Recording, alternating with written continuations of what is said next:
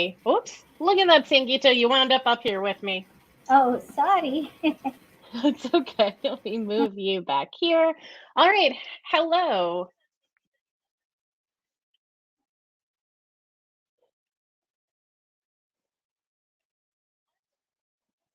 I we've got what is going on here? Give me 1 second because I think this I fixed it. Yay for being live and willing to mess up and right? Like this is life. Anyway, hello and welcome to the Vegan Stew. Thank you for joining us tonight. Thank you to our sponsor, Fabulous, the sponsor for this week's talks. Prize packs for this month's contests whoa, have been donated by Hodo Foods, Follow Your Heart, Cinnaholic, Revolution Gelato, Terraseed, and Fabulous. We always welcome our viewers to go ahead and enter that monthly contest through virtualvegfest.com. You click on the contest tab and you enter your information. You can like or subscribe to our social media, and that gets you entered to win one of these amazing packs from one of our amazing sponsors. All right, so sorry about the weirdness at the beginning. Let's bring everybody in. So first we've got Marla from Vegan Street. Hi, Marla. And then Sangeeta, who I had with me at first, and then I relegated her back to the green room. Sangeeta from Tilted Planet, thanks for being here. And of course, Dawn Hilton Williams of Urban Eats. Hey, Dawn, thanks for being here. All right, Marla, I'm going to hand it over to you for the news. Right. Well, two stories. The first is there was a big win on the show called Beat Bobby Flay. I guess he's like a Food Network type of competitive chef guy. And there was a woman on, her name is Tamara Dyson. I believe I pronounced her name correctly. I'm not positive, but she owns Solely Vegan in the Bay Area, and I think there's also a location in Las Vegas. But anyway, she beat Bobby Flay. She's the first vegan to do that on his show. She's African American, and everything I've heard about Solely Vegan is that it's phenomenal. So I guess it was like they cook competing same dishes. So I guess this episode was veggie burgers, and different judges taste them and decide who won, and she won. So and yay. So that is good. Have any of you been to Solely Vegan by any chance? Oh, you have, Dawn. How was it? Yes, it's pretty good. But yeah. I do like the business, and it's really good. It's a great location in Oakland. Food's pretty good. Soul food. It's comfort food. And again, she did a plant burger. I never saw one of those on the menu. I'm sure it was there, but right. She stays packed. I mean, they stay full. Well, I was there pre-COVID, and I've been there several times. But of course, I went the whole Oakland Bay Area restaurant run. Berkeley down the street from where she is. Right. So she's in Oakland. She's definitely in Oakland, and Bobby Flay is the executive producer of most of the shows on there, and he also is a longtime Food Network guy. Right. I used to watch him as a chef. I used to do not vegan, and that was one of my favorite guys, Bobby Flay. So I'm so glad she kicked his butt. Because I know. And on top of that, he always invites the guests to come on, and they get to pick what's being prepared. So Bobby competes on what they get to. So it's always the contender's choice on what to make, and they go through a series of several dishes. Anyway, bottom line is she had to beat 2 other people before she got to go one-on-one with Bobby Flay, and then she gets to pick her favorite dish. So there was a series. That's how that show goes. I used to watch it so religiously. Yeah. Okay. So very good. Congratulations to her. Yay! Excellent for the vegan movement. It had such a good. I didn't get to see the episode though, but certainly, I'm sure she crushed it. Yeah, it sounds like it. I mean, it's funny because I had. Sorry, Marla. Susan here said that she got unanimous votes from all the judges, so like Bobby didn't even have a chance. Go ahead. Yeah, and she's a home chef. Bobby is a culinary school chef, longtime chef, owns several restaurants, and all the judges are actual culinary school chefs. She's Right. a former nursing student who went vegan and then became a chef. I think she was Yeah, a single mother, Nurse. all these other things. Yeah, right. So that's very great. No. Mhm. I know, Yeah. I know. Black girl magic again, right? Yep, and vegan, black girl vegan. Yes. Let's do all Wow. Vegan It takes the magic up to several notches. Yes, right. Very good. Yeah, very Right. good. So I I want to say too with so Susan has another comment here that Bobby put his apron on her after the win. I Is do that hope for her sake that it was a brand new apron, not one that he had been wearing the last time he made some kind Right. of animal product. Well, if people eat KFC chicken, they could certainly don't mind that. if they eat Don's gonna nuggets, figure out a way to get that in John will not back down. I'm still there. It's like you don't want the stuff on your micro, but you want to eat the dip chicken nugget. Okay, I can't. Okay, but I get it. Anyway, it just shows how much power the plant-based movement and the vegan movement has. What they call it plant-based. We know it is. Right. No animals are harmed in this process. And she went up against. Bobby Flay is a top shelf chef. He is one of the top of the top, and he can cook plant-based things too. I'm very surprised. He just uses a lot of heat, but I'm very glad for her. And it's solely vegan. Never had a problem getting business, so they'll just be more packed than ever. They just always, and they have such a cute. Yeah, if you go to Oakland, you have to go see it. It's got a lot of charm, brick wall, exposed brick, very charming space. It's got a mural. It's very cool looking. Very cool looking as well. That's fabulous. It's so good to see someone getting the credit she deserves, and yeah, fabulous. And so they will be definitely on my radar next time I leave my home. Yeah, that's there's that, right. The next bit of news is kind of sad but not unexpected. Is Thich Nhat Hanh, the Vietnamese Buddhist priest, passed away last week. He was 95. It was a life well lived. He has been an outspoken anti-war activist, proponent of peace, and one of the very, very few spiritual teachers who came to embrace animal rights and veganism in his teachings. So, it is sad to leave him, but he leaves behind so many recordings, so many books, a podcast, so I guess it's just, it is a sadness. He's not in this world anymore, but he still is because his legacy lives on in all of these things. So I was wondering if you guys had any thoughts about either Thich Nhat Hanh's passing or any news items of the last week. Well, Thich Nhat Hanh, I actually got my first book, Zen Mind, Beginner's Mind, when I started doing meditation, and I got that book. It's a very small little book, but that was my first introduction to him. Very good. It made me think about how I wash dishes, being mindful about even washing the dishes and how in which you just focus. So I really enjoyed him, and and glad he was he was here and he's done, and he left again behind a legacy. So and I didn't know he was vegan. I would have assumed he was vegan, but right, I know you may be wrong. I just assumed the way he was. Right. Well, because he was such a peace and focus and intentional. He's always very intentional and reminding us to be very intentional in every moment. That it would be odd if he wouldn't have been, because who would intentionally slaughter or participate in the slaughter of an animal intentionally? It would seem like it'd be weird if he was. So I'm so glad that he was here and he left a great legacy, like you said, Marla. Thanks for sharing that.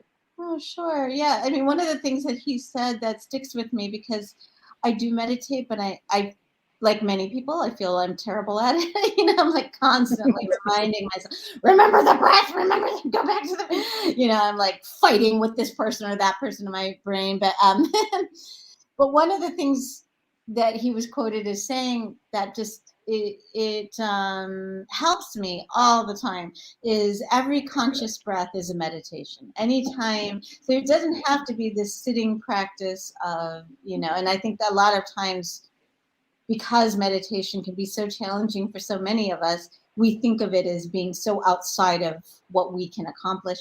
But just putting it in those kind of parameters of every conscious inhalation, every conscious exhalation can be a meditation. So I thought that was very helpful. Mm-hmm. Sangeeta, did you grow up meditating? Oh, she's muted. You're muted.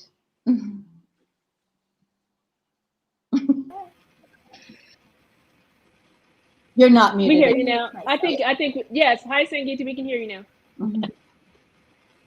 Oh, okay. Yeah. So I did not meditate on my own. I was kind of forced into it because I was in a religious family, but then I turned out to be an atheist. Okay. So I do yoga though. I practice mindfulness and yoga, but not as much as meditation. Right. Yeah, he's really kind of considered the one who brought the concept of mindfulness to the West. You know, of just the concept and the phrasing, the framing of it. So we're very lucky to have had him. So, anyway, anyone else have any news or? Sorry, I'm actually having trouble hearing. But who did you say brought mindfulness to the West? Thich Nhat Hanh is credited with it. He's a Vietnamese Buddhist teacher. Oh, yes. Right. So yes. And Martin Luther King Jr. was a great man.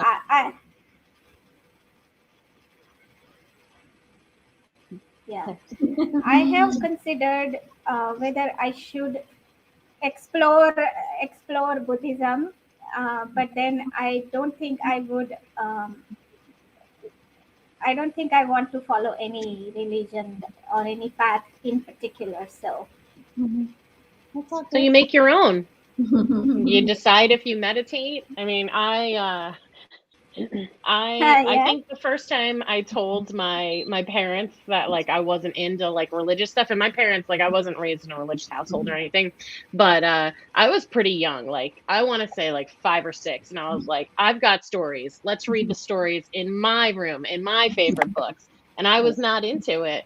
But as I got older, I started to embrace not religion, but things like meditation, and you can meditate without feeling any kind of religious requirement, right. You know, when you're just focused on your breath, you're focused on a sound, you're focused on the dishes you're washing, like that in and of itself can almost become a religious experience without needing there to be some greater being that is dictating how to go about, you know, that process. So if you feel like, you know, you want to get into the breathing, like don't feel like it has to be a religious thing, because it totally doesn't, and you can do it whatever way you want, and you can be as atheist as you want while you meditate. I agree. Yeah. Sure. Yeah. Which is a good segue into the topic of discussion tonight. I think ethics of veganism too. So I was elected to host tonight's episode because I am the only one who works for herself and someone else. So I do still have a standard 9 to 5 at a corporation. So the question is, when you do have to work for someone else, and maybe some of you have in the past, but when you do have to work for someone else and either the values of the company or the way the company operates, if it's not in alignment with what matters to you, your values, it's not a vegan company and you're vegan and you want to work for a vegan company, you know, how do you kind of navigate that? So that's what we're talking about tonight. So for me, it's difficult because I work for a corporation and they do work for lots of different companies. So while I'm in a tech industry, the technology that they're working on sometimes is part of a company that has values I don't agree with. So even though I'm not actively doing the technical work at the company that has the values I don't agree with, I know that by being part of this larger organization, I am essentially saying that's okay. And I'm taking money that they have made from all these other places for the work that I do every single day. So the goal has always been to work for myself and or work for a vegan company, and that is still the goal. So I'm not there yet. And it's, I try to think about the fact that the money that I make, I get to decide where that goes. So it didn't always come from a place that I have agreement with, but I get to decide where it goes once it gets to me. And so that's kind of where I manage it for now until I can move on and do something else. So just a little side note, if anybody's got a vegan business and they're looking for some help, let me know. Look a girl up. Go ahead, Sangeeta. Yeah, I am in the same boat as you, Kimberly. I work in the financial industry and I work for a corporation. And obviously, I am also in the tech side, but of course, I have no control over where the technology that I help build is used for what. And it's not just vegan, it's also environmental, Is it going, you know, I'm sure my company's clients are all kinds of, not just McDonald's but also oil industry and I have no control over that. And a part of the reason is that initially when I came to this country, I had to depend upon a sponsor, and usually the companies that tend to sponsor are big companies, big corporations, and so that's how I am aware that all my efforts might be used for something that I do not agree with. But at the same time, I don't know if I have a control over that. Dawn? Yeah. So just a thought. So when you own a vegan business or a business that is plant-based, vegan, you work for clients all the time. So we work for clients. I work to get non-vegans to become vegan. That is what I do. So I'm always I'm working for corporations, and us that have vegan businesses are always in the business of trying to engage and change lives. So whether you work for a corporation or you work as a vegan entrepreneur, you're always engaging and interacting with people that are not vegan. And the purpose of veganism, as I understand it, and I think that needs to be talked about. Like, it becomes like when you go to a church and these people aren't saved and these people are, so we're going to deal with them differently. It doesn't matter, and I'm not uncomfortable working for Prisma Health System or Atrium or any of these health systems, because my goal in coming to them is to make a change and try to get them interested in changing their lifestyle so that they can help the environment, animals, the planet, and their health. So as long as you can impart that in your window of the world, I think that's kind of the ethical line you do. I think it may be a little less difficult than Sangeeta and Kimberly, because you don't have that much control. My goal in coming in is they brought me in to say that message, right? But I'm already in an environment full of people that are not vegan. Every time I do an employee group or a chef demo or a group, most of those, I don't always go to the vegan conferences and get to do the demo and the speaking, right? So I'm always in a room full of non-vegans that I'm trying to transition, or then trying to convince to give me a shot. Give this a shot, right? So I think it's just the way you look at it. So, and I think we should look at it as an opportunity to change one person versus looking at it as, oh my God, this is so terrible. These people are not like me. Or I'm not saying that's what you said, Kimberly or Sangeeta, but I'm saying a lot of vegans feel that way. they're like, I hate this place, right? This is terrible. These people don't agree with me. You can change one person. So I think that's an opportunity versus a challenge. I like that. Marla? I was just going to say, capitalism gets all of our hands dirty in some way or another, right? It's just part of reality, unfortunately. But the fact is that we're not really doing any benefit to the planet, to the animals, for each other, if we're living in these very, very tiny little bubbles of purity. I do understand where people are coming from a lot of times with their perspectives on not wanting money from this or that. But I also feel like there are real benefits to immersing ourselves as vegans in non-vegan spaces, because they're not going to necessarily hear that voice. They're not necessarily going to get that perspective, and they're not like before my husband and I started our business, I worked in an animal shelter and humane education, and it eventually wasn't where my heart was, but what I could do as a vegan was bring in, among other things, was always make sure that there were vegan options at our, it was a large animal shelter, at our annual get together or our annual holiday parties.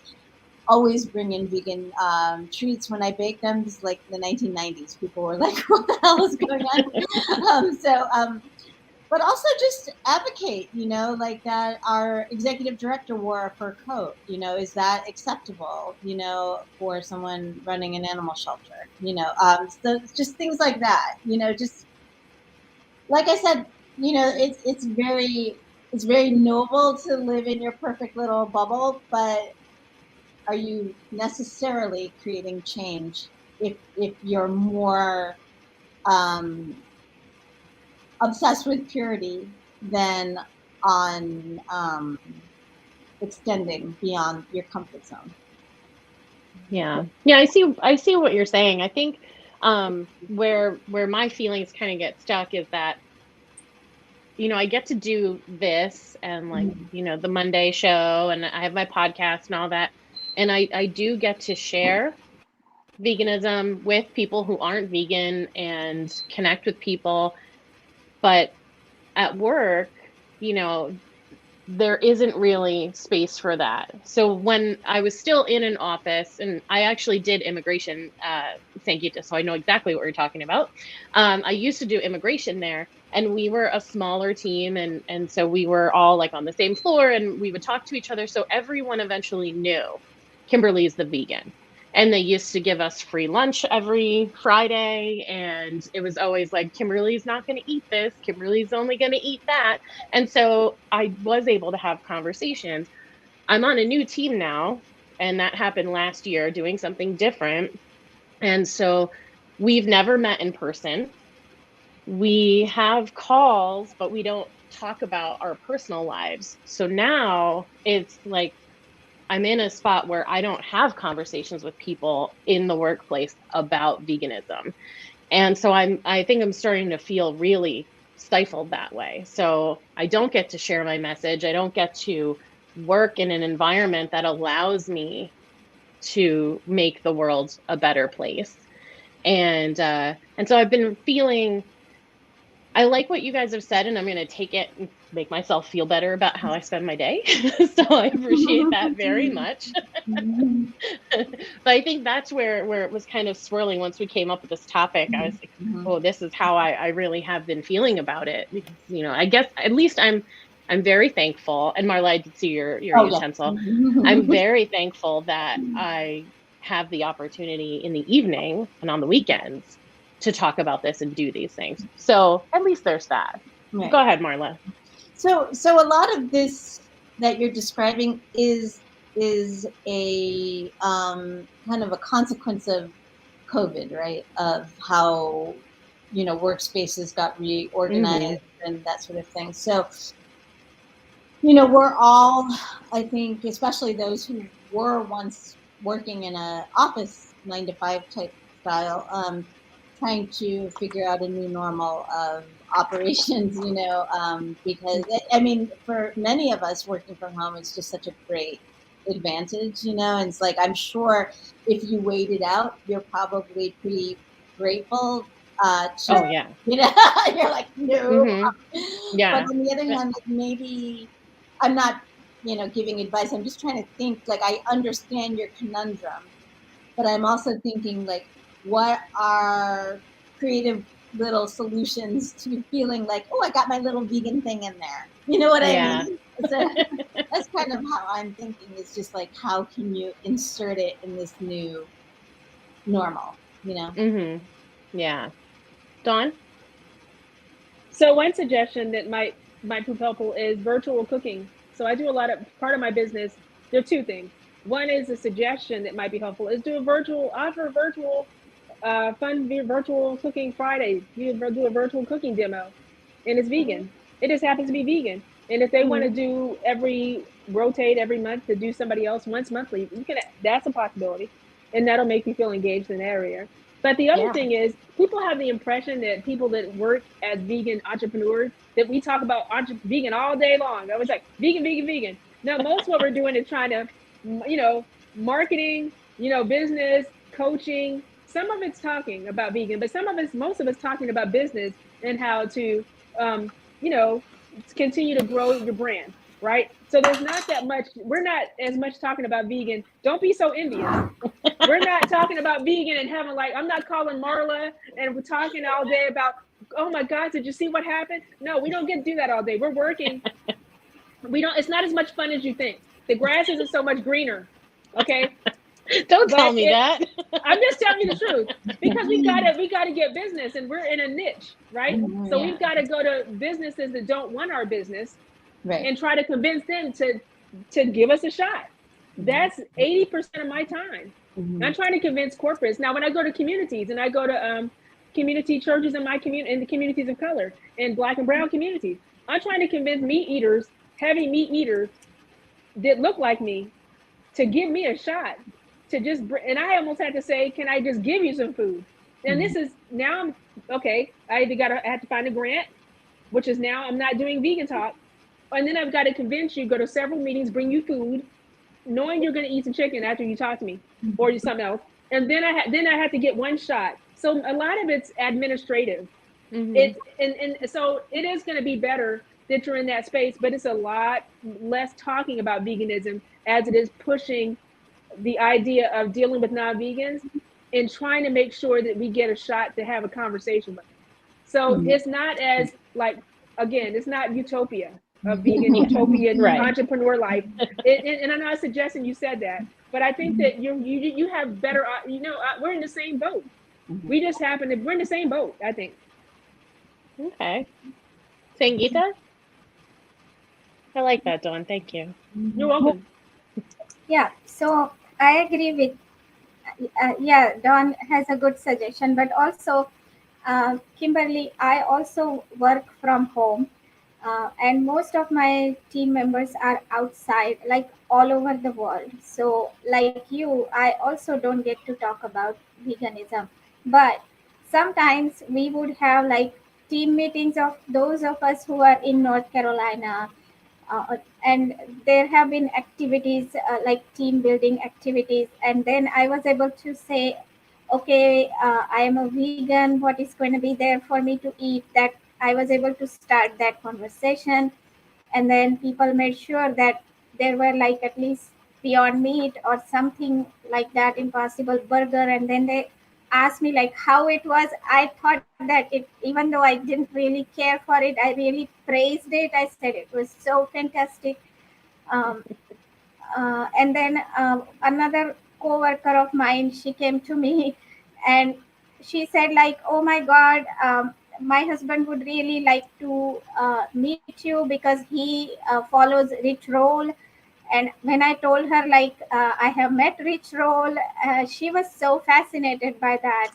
So there are these opportunities, and what I am going to do once this Omicron wave is gone is I am going to ask like those of us who are in the area to like meet once a month or so. And when I used to do that pre-COVID, there was one person in my office. She actually took a vegan cooking class by my husband. When I told her that my husband teaches vegan cooking, she got interested and she took a his cooking class. So these things happen. We just have to find ways to like put ourselves out there, like Marla said. I do think that even simple things like, I usually am drinking out of a reusable mug, but like putting a pro-vegan sticker on that, as much as you're allowed, you can have, like your signature on your email to have some sort of, I don't know, corporate policies vary, but you know what I mean? Right. Yeah. Like a poster behind, whatever it is, just little breadcrumbs. That's good. Yeah. Yeah, I'm definitely going to find a sticker to put on the water bottle. That does show up on most calls. Yeah. Oh, what's going on with my mug? Right. Like, oh, what does that say? have it backwards at first, make it not so obvious, right? And then the one time I just like pull it and they're like, oh, what does that say? I think this is something we've talked about before.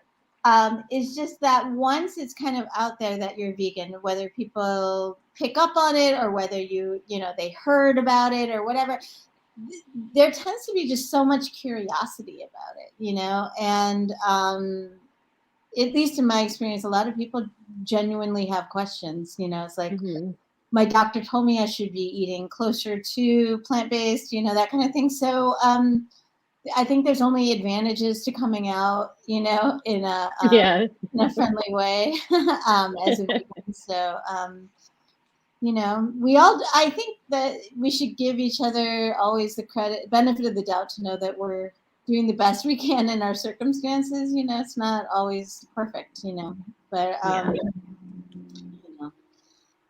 ahead, Dawn. I agree with that. That we're all doing the best that we can in our circumstance. But well, two things. One, when you have those, what Marla said about, outing and saying I'm vegan, and everybody knowing it, and then not feeling like feel it as a badge of honor. But we have to be, like I always say, vegetate. A lot of times when we're the ones in the office or in the workplace, or even I'm at a restaurant, people ask, I not only that course that I took, I have like 40 books. I'm constantly, but I do this, I'm a vegucator, right? Right. I think that we should all, if you're vegan and the people are going to ask, and it's always going to be a health question, they're not really going to ask much about animal welfare or the planet. They're really going to ask about, because everybody knows somebody, 1.3 every hour, 1.3 people a minute, 1.3 persons a minute die of a heart attack in America, 1.3 persons a minute. So with that in mind, people are going to ask you about the health part. So I don't think vegans, now the ethics of veganism, I don't know if vegans are very good at knowing about the health aspects of veganism. I don't think they own it very much, because veganism, I feel like in this ethical realm, and that's what I want to ask. When this topic came up, ethics of veganism, I thought about social justice. I thought about, is it environmental, animal, planet? Remember, we talked about things differently. I want to know why it's always about and I understand it was founded on the animal, no harm, bring no harm to animals.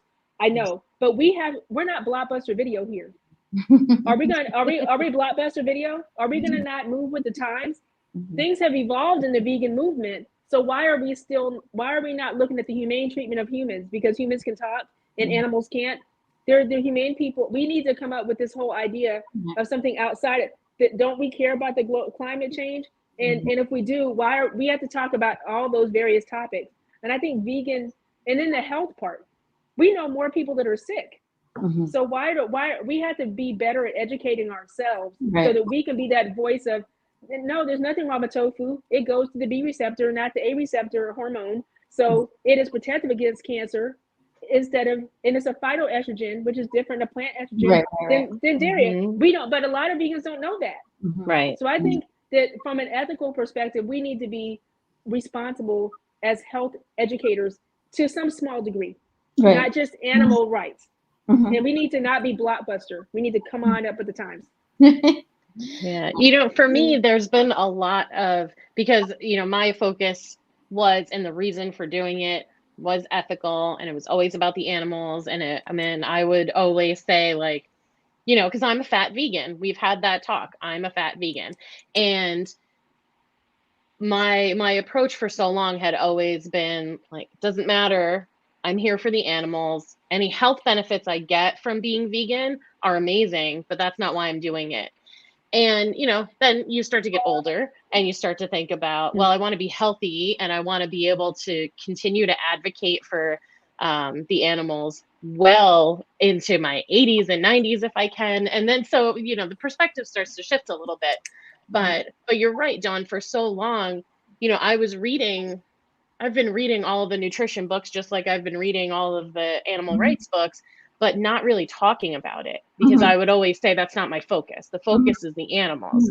And but now, it is a lot more people are saying, like, oh, well, my dad had a heart attack, my mom's got cancer, like, how can this help us? Right. And it is, when you can answer that question and answer the stuff about the animal rights, like, then you're really, it's like a power punch. And I think it's a much better approach for sure. Go ahead, Marla. I was just going to say, I totally agree with you, Dawn, in the sense that, a lot of people who are interested in veganism come at it from different points of view and different perspectives and different motivating factors. So it only behooves us and benefits us to be aware of all of the different benefits, and also all of the different harms of animal agriculture, how it hurts primarily poor communities that are primarily communities of color, and how the environment around these horrific factories, the price that the closest to those factories pay. So I think that we all kind of came in. I think sometimes we remain most loyal, quote unquote, to the thing that drew us into the, in the first place. Good point. But it is good to become more well-rounded. Myself, I have a terrible, terrible mind for retaining numbers, just terrible, like any date, So what I will do often is say, I don't have the number at the tip of my tongue, but I'm going to research that and get back to you. And actually, that was one of the things that my son's doctor used to do. And one of the reasons why I trusted her so much is that she didn't pretend to know everything about everything. She would say, let me research that and I'll get right back to you. So I think that we have to remember, we don't always have to be performing on like level 11. Yeah. We can remember, be humble enough to admit, I'm not positive on that. Let me research that. So, and I think it makes people feel more willing to ask you more questions, right? Because you aren't coming across as like, I've got all the answers, right. And then they don't feel intimidated by you, because we want them to keep bringing us more questions so we can give them more information, right? And when we make them feel like we're intimidating them, then it might cause them to back off or be like, oh my God, vegans are so mean or like way too intense. And then they don't want to engage anymore. So I think so. Go ahead, Dawn. I'm sorry. I saw your. No, I just know you wanted to get that. Yeah. So what Marla said, okay, on the intimidating thing. So having answers, depending on what you do, like if I had answers on the environment all the time, that'd be weird, right? Because but I did come in on health, but I was already animal. So I immediately stopped wearing leather, right? I didn't just do, but some vegans who say they're vegan even now wear leather. So they're really plant-based. They're not, but I don't tell them that, right? So sometimes having the information, because I'm just stop eating it. You've saved hundreds of gallons of water. You save 30 square feet of a tree, and 30 square feet a day on deforestation. So I don't tell them all that I know, but I think they feel like you're a resource. They can either point them in the right direction or you have it. So what my norm, I have a cheat sheet in my phone. It is I have all the main questions I get are heart disease, environment. I can't do anything. I'm just one person. So I have the PETA link I don't always love PETA, but I have the PETA link that talks about how much a day you save as 30 days as a vegan, how many trees you save environmentally. I have that in my, and I can send it to somebody because it's in my notes. I can just send that article. I also have a Dr. Esselstyn heart disease video and a Dr. Kim Williams heart disease video, short. And then when it comes to tofu, I have the Dr. Greger, nutritionfacts.org. And then I have something from Neil Barnard on diabetes. So I have those in my notes. And I have That's a really good idea. I just click and send I them. love that. Because then they really don't believe me anyway, because I'm like, who is she? She's not a doctor. So she just talks a lot. She thinks she knows everything. Okay, let me send you to Dr. Greger. Let me send you to Dr. Mills. Let me send you to Dr. Williams. They respect the medical profession. So let me send, or even Brenda Davis, nutrition, dietitian. I send it to people that they have a website that actually has a video and it's short. I don't give them the 60-minute thing with Dr. Clapper, which I will watch. I send them the 3-minute that makes them want more. So nutritionfacts.org, and if I don't have a video for what they ask me about, like if it's Alzheimer's, I'll just send it to nutritionfacts.org or pcrm.org, and then I'll say, go put it in the search queue, and it's in my phone, which makes it easy for me not to search it because they're impatient anyway. So I just go to the notes and then I hit the upper button and I send it. That's awesome. What a great idea. I love that. I'm going to do that for sure. Yeah, it's a little cheat sheet, and like you said, it makes it like, okay, here, I might know a lot, but guess who knows more than me? These folks. Check with them, and you'll believe them because they're the letters behind their name far supersede my BA. So you believe them because you think doctors know in medical school, which they don't. But let me just give you this. That's a whole other show. Yes, it is. Doctors and their 4 hours of nutrition training, if that, right?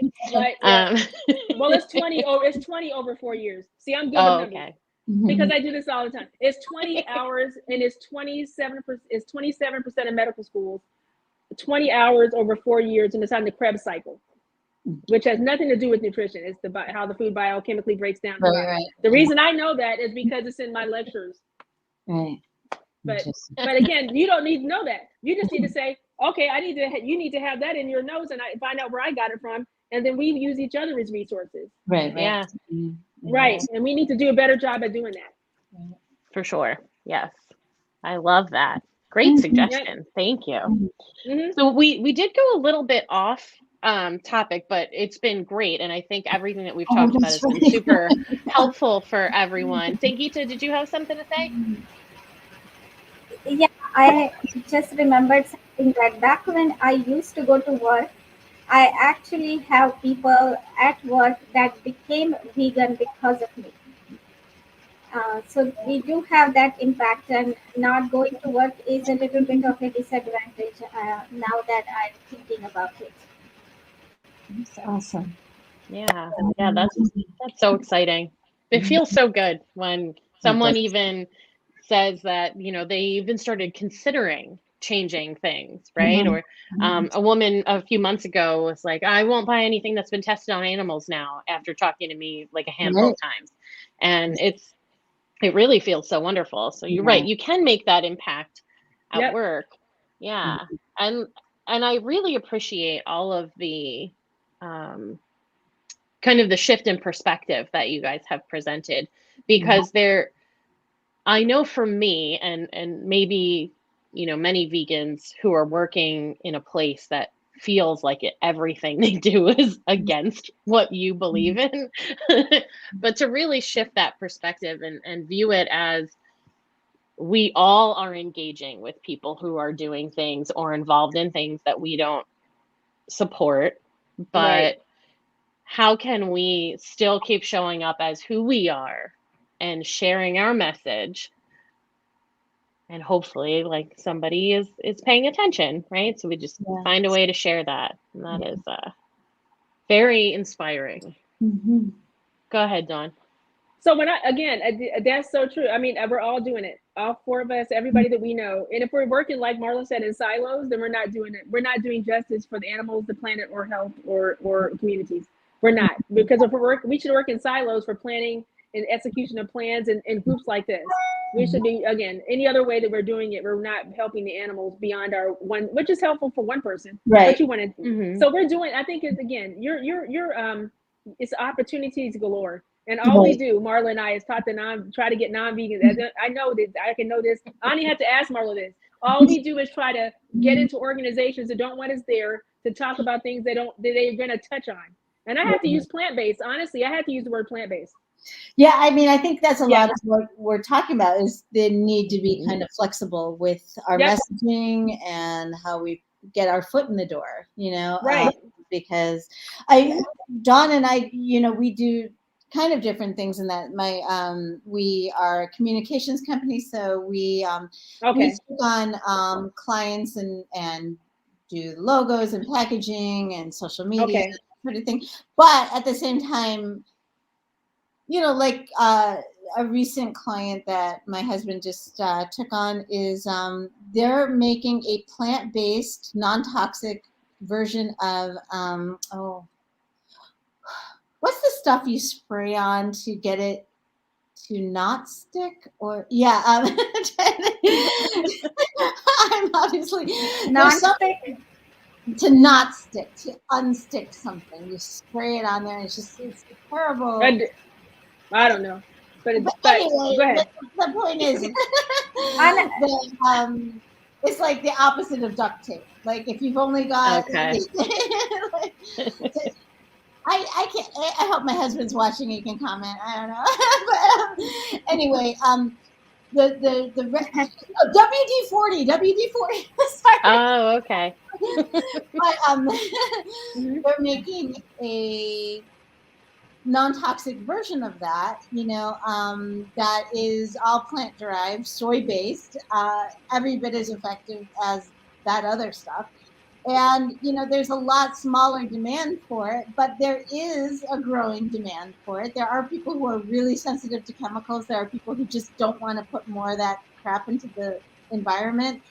So I think my point with that, though, is that like it's not necessarily a company owned by vegans. There are people who, you know, saw a need and, you know, want to create good in the world. But, you know, I don't know what he's, you know, buying at the grocery store, and it's kind of not my business, you know. But anyway, I don't even know where I was going with that, other than just to say that none of us are perfect. If it is all about the ego and it's all about purity, then you're probably living on a trust fund and you don't have to worry about things. So you know what I mean? Like if you have that luxury of being able to like pick the most perfect clients, and only the most perfect clients who submit their, you know, monthly grocery for your perusal, you probably, like I said, are independently wealthy somehow. So Yeah, I think when I think about it, you know, I was thinking that, all right, I work for this company and they're doing XYZ for companies A through Z. And some of those companies are creating products using the technology from the company I work for to do things that are maybe destroying the environment or are harming people who live in areas where they can't defend themselves from whatever that company is doing. And some of them are just like standard practices, right? But they're not things that we're in agreement with. So I guess I was thinking like, so then I'm just taking money from the, you know, well, I mean, I've earned it because I'm working. I'm not just taking it. But like, they then pay me. Yeah, they then pay me, and it's like all of this money has so much tied up in it, and I think I'd just been focused on that for too much. So it wasn't so much about, because too, from the Did You Bring the Hummus perspective, like I want all the non-vegans, I want them to give me their money so I can help them and teach that. I want them to, you know, pay me to help them go vegan or learn more, whatever. So I'm okay with, you know, the energy exchange of coaching and money, that I'm okay with. It was the thought that the things that are being done by the things made or the support provided by the company that I felt was so hurtful. And maybe it is my ego where I'm thinking like I can't be involved in this, and I don't know, like I'm still having a lot of emotions around it. I hear the logic from you both, and I don't know. Go ahead, Marla, then Sangeeta. I was going to say, I think Dawn had her. Oh, I'm sorry, Dawn. Okay, Dawn, Marla, Sangeeta. Okay. Well, I might want to go after, because I want to shift it to the ethics, back to the blockbuster. I want to kind of get into, when I heard ethics of veganism, I thought about why we're stuck, about this.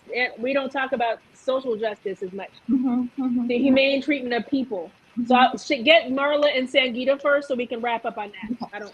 Yeah, I was just going to say, Kimberly, I don't think you should beat yourself up over it, because I do believe that what you're struggling with indicates what a ethical person you are, and it's understandable that you're struggling with it. And that's all I have to say about it. It's understandable. I think you're a sellout, and no kidding.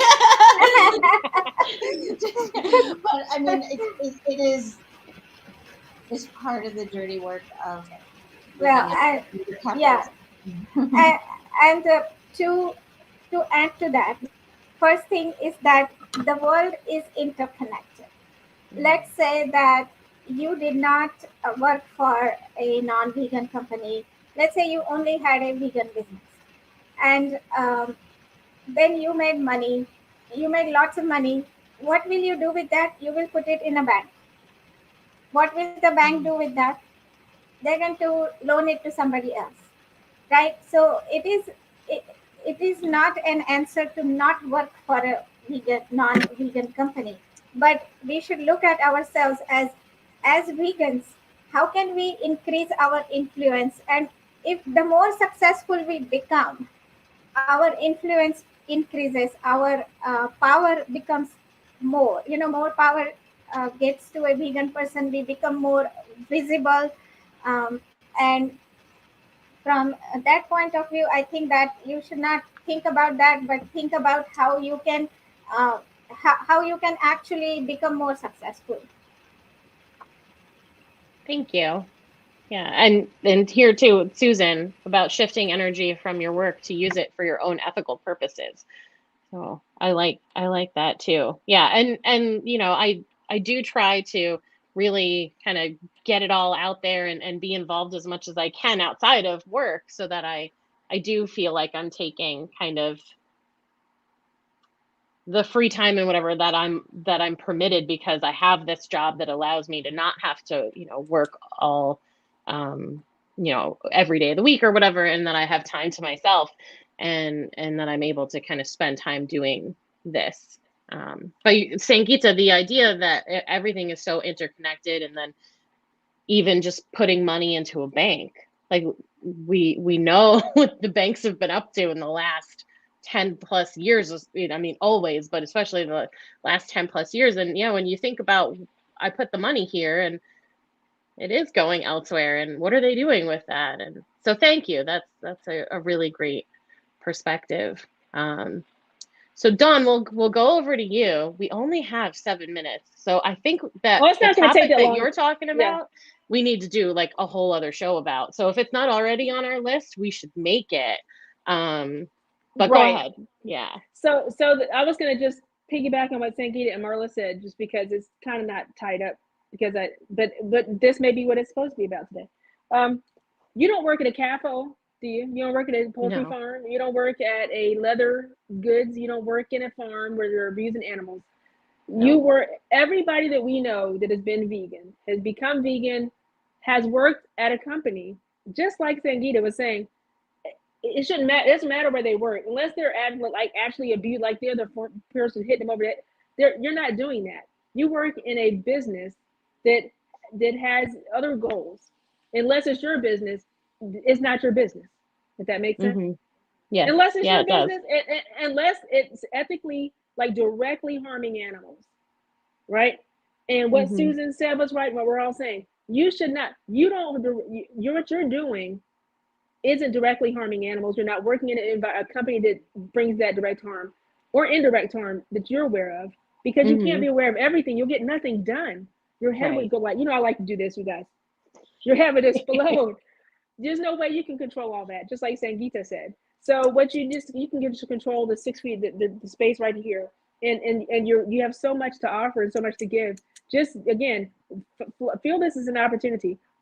Everybody that's ever become vegan has been non-vegan, and if it wasn't for a vegan reaching out to them through a documentary or one-on-one conversation that they didn't expect, it wouldn't happen. So you're in a place to be a change maker, and you've done it probably more times than you can imagine. But you can't do that working at Urban Eats. Directed up. I mean, as if Urban Eats only worked with vegans. Like I have an all vegan people, or a company that has all vegan people working there. You're at Urban Eats, you could, but I had to deal with non-vegans all day. I'm telling you this. I had to convince people every day why they should do what they should be doing without me having to tell them 100 times. And it's okay. And I had to go in communities that don't want me there, right? But that I love because my heart is in the communities, right? So what you do is the same thing. It is I'm telling you, it's no different. It's just a matter of perspective. Put that energy in a higher space. Put that energy in. This is an opportunity. I'm gonna figure out something to do today with my sticker, like Marla said, on my cup. Yeah. We can do another show on the ethics of veganism. I just think veganism from an ethical perspective needs to be more inclusive as it relates to the idea.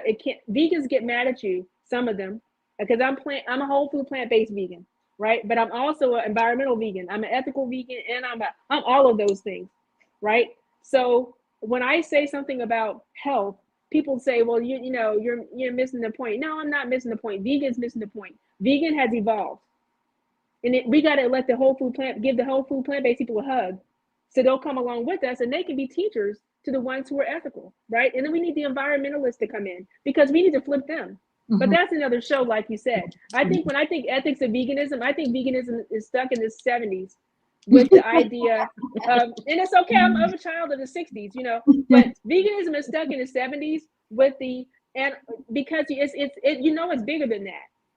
Then the movement has more people than that. So you're only speaking to the ethical ones. We need to talk to everyone. Right. Stop that. We've got to open up, or else we're going to become Blockbuster, man. Right, and by Blockbuster you mean become obsolete, Well, veganism will go on, but it's going to change name. Right. There have been times when I've said I wish there was another group. You've heard me say it on here, because just like that, sometimes I wish there was another party, a third party, right, a political party. But right now it is what it is. But there was another group that was much more inclusive. I want one that talks about the environment as much as they talk about the ethics of the animal, because it's all connected, as Sangeeta said.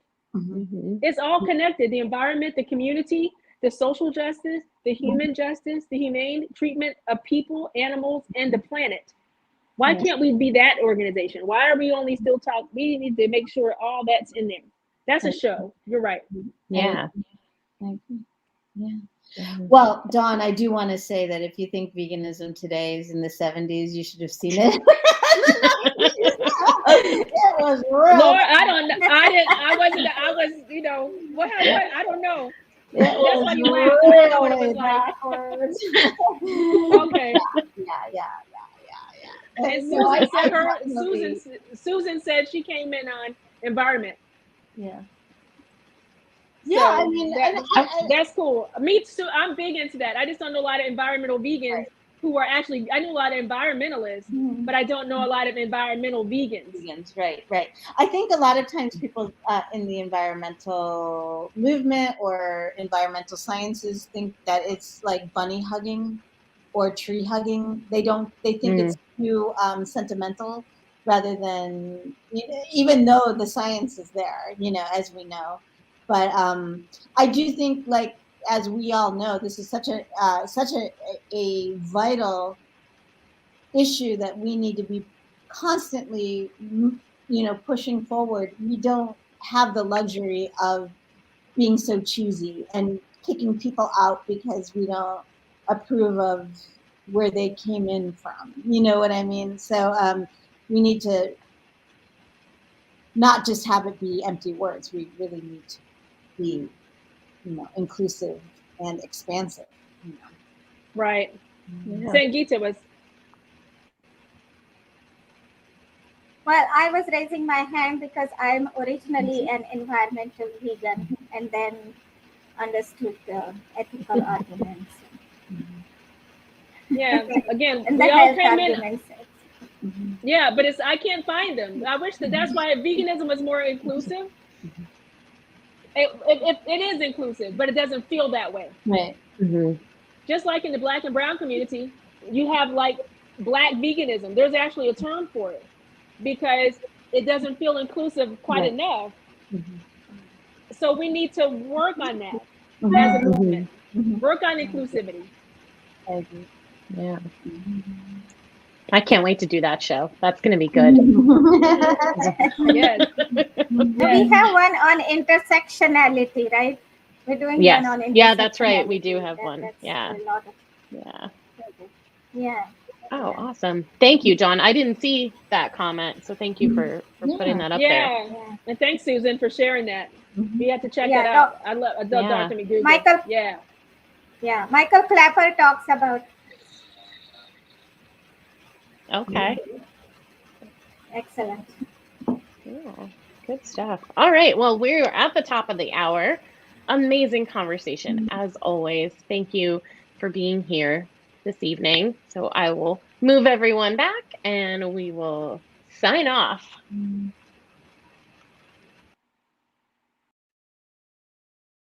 All right. Well, thank you so much for being here with us tonight. I hope that you found something helpful, inspiring, or entertaining about our conversation. And, if you have any topics you want us to cover, questions, you're always welcome to send us a message or leave it in the comments of the next show. Go back and watch the replay, leave it there. Reach out to us. We're always here. We want to help you. If you are interested in going vegan and you need some support, come to us. That's why we do this. That's why we're here. It's not just so we can have conversations. We're here to educate and to help you in whatever way that can serve you best. Have an amazing week. Coach Kayla will be here next Wednesday. So we'll be back with the stew the second week of February. We'll see you then. Have a great night. Thank you. Bye.